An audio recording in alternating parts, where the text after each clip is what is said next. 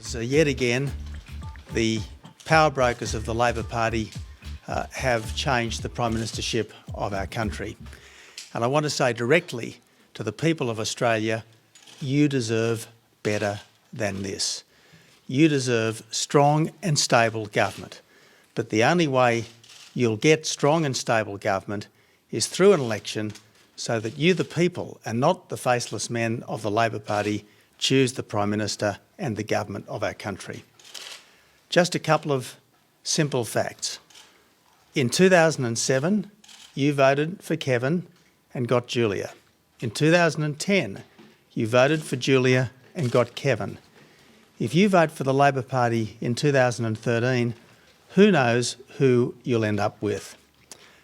So again, I say to the people of Australia, if you want real change, if you want a strong and stable and unified government, there's got to be an election and there's got to be a vote for the coalition. Finally, let me just say that the issues in this election are clear. Who do you, the people, trust to stop the boats, to abolish the carbon tax and the mining tax, and to get the budget back into the black?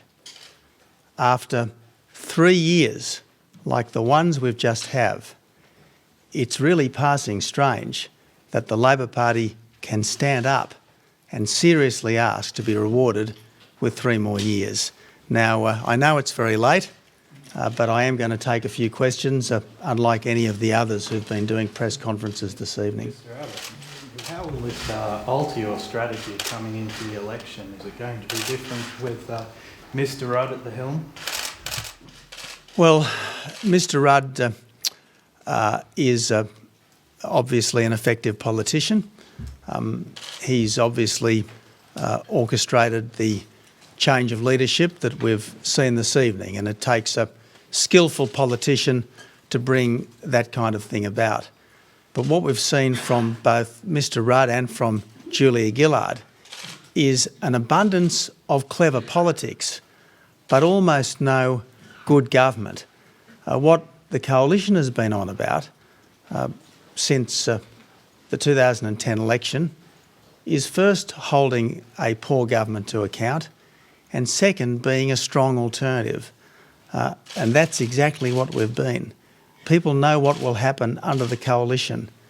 We will put back in place the policies that worked to stop the boats. We will abolish unnecessary and destructive taxes. We will get the budget back into the black by eliminating unnecessary spending. What we've got to do is spend less on lower priorities so we can spend more on higher priorities, and obviously the absolute priority, as well as protecting our borders, is to strengthen the economy, and that means getting taxes down, getting regulation down, and building the infrastructure of the 21st century. Mr. Abbott, do you think that Mr. Rudd should test his support on the floor of Parliament before going to visit the Governor-General? Would you consider moving a motion of no confidence in the government tomorrow? Well, look, that's really a matter for Mr. Rudd. I'm not interested in playing parliamentary games.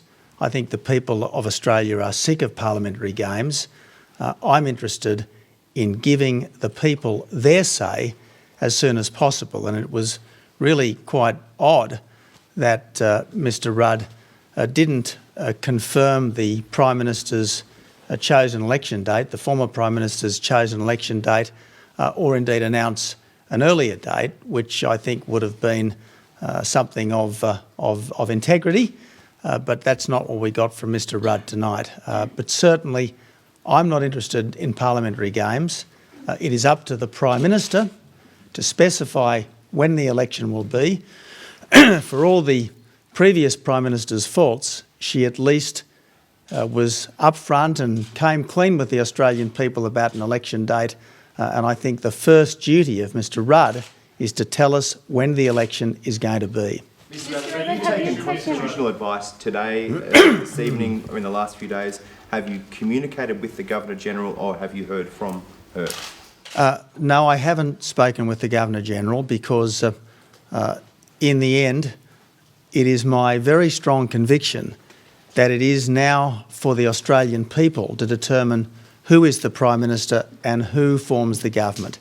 And at this very late stage in this particular parliament, a parliament which has been low and dishonourable from start to finish, it is more incumbent than ever on all of us to work towards the people resolving the difficulties, the frustrations and the failures of this particular parliament. So, Mr Abbott, you do think that Kevin Rudd should be sworn in as Prime Minister? Well, as I said, that is a matter for the Governor-General.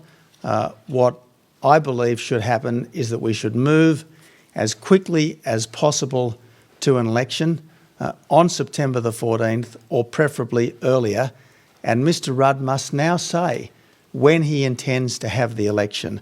The Australian people are yearning to make a choice. The Australian people are well and truly over this low and dishonourable parliament.